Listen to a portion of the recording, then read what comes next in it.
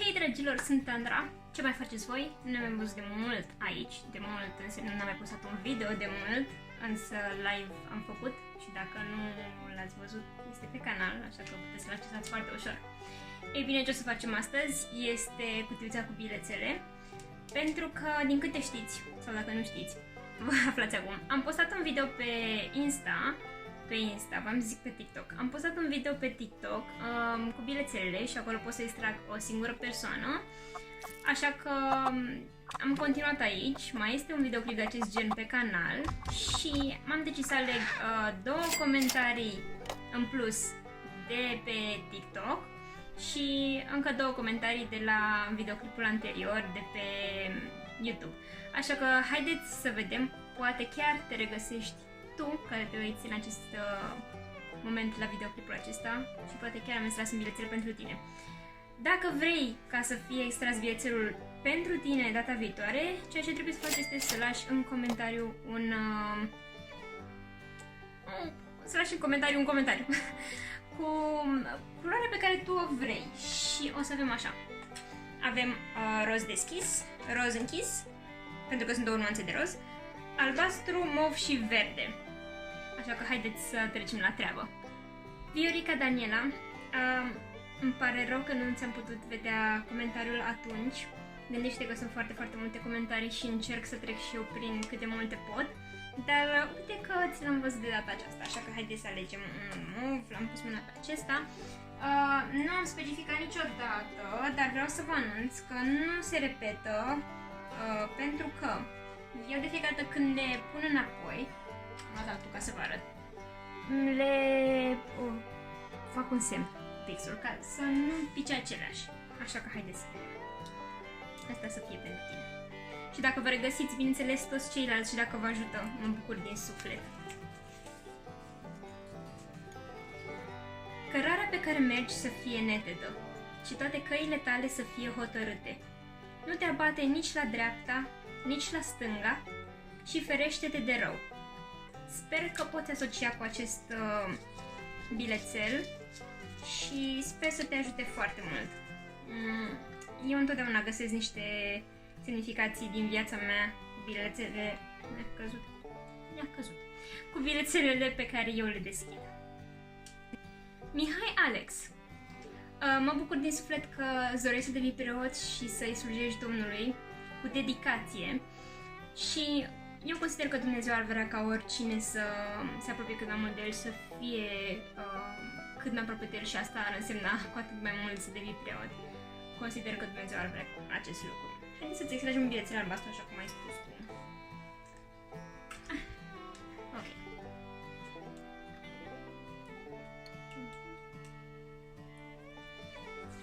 So, era invers.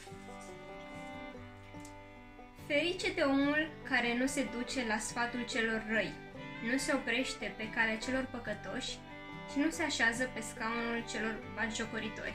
Consider că poate să fie un revers pentru tine, pentru că zice ferice de omul care nu se duce la sfatul celor răi și totodată eu mă gândesc că ar trebui să iei sfatul pe care tu îl simți și propria ta inițiativă și anume să încerci cum îți dorești și tu să devii preot. Pentru că, repet, consider că aceasta este calea și mai spune și nu se oprește pe calea celor păcătoși și bineînțeles preoția știm că ne apropie de Dumnezeu. Așa că felicitări! Eu te susțin! Bună, Norbert! În primul rând vreau să-ți mulțumesc pentru că țin foarte bine minte că ai fost pe live-ul meu data trecută și am vorbit foarte mult, apreciez, îți mulțumesc că ai stat atâta cu mine. Și îmi pare rău că ai trecut prin greutăți, toți oamenii cred că avem perioade de genul acesta și mă bucur că știi că Dumnezeu este lângă tine totdeauna. Ai zis bej crem, așa că o să mă gândesc că este rozul ăsta deschis care seamănă cu bej și crem, pentru că celălalt este mai sex, este mai așa, mai par aceeași culoare, dar nu sunt. Mergi pe încredere. O să iasă bine. Ok, haideți să vedem, este unul destul de măricel, văd.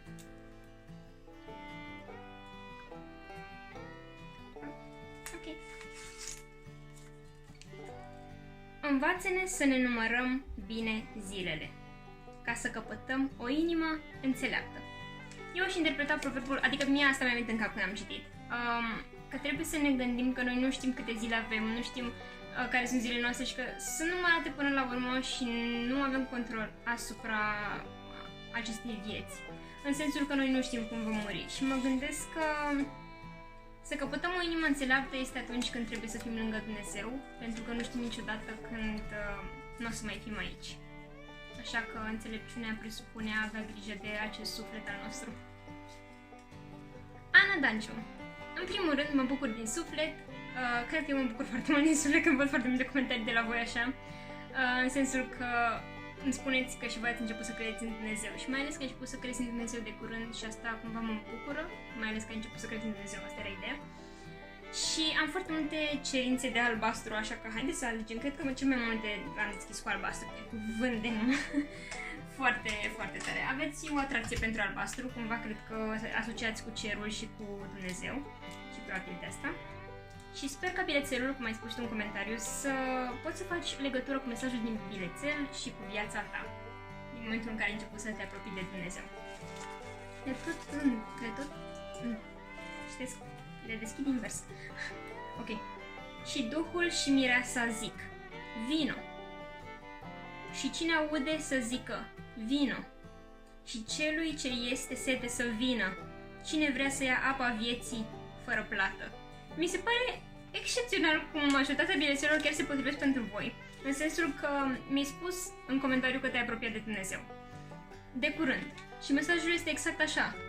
Dacă ai nevoie de ceva, în ghilimele de rigoare aici spune apa vieții, adică de Isus, și dacă ți este sete, vino. Adică apropie-te de Dumnezeu și nu o să mai ai aceste greutăți, nu o să mai ai această sete. Bineînțeles, noi trebuie să înțelegem că este vorba de nu de lucrurile lumești, că este vorba că o să ne săturăm de apa vieții, adică de Isus și de fericire și de bunătate și de această minunăție. Dacă suntem aici lângă Dumnezeu, o să ne săturăm acolo după, alături de El. Deci, ai doi de vino aici și tu chiar ai venit lângă Dumnezeu.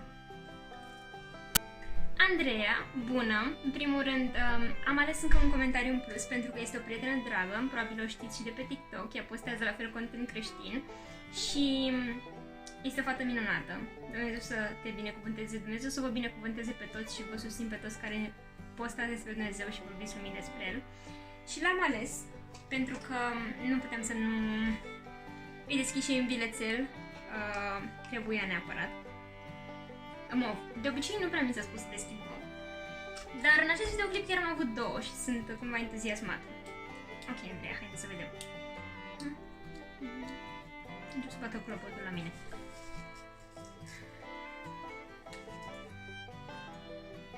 Le podați dar orice răutate, orice vicleșug, orice fel de prefăcătorie, de tismă și de clevetire.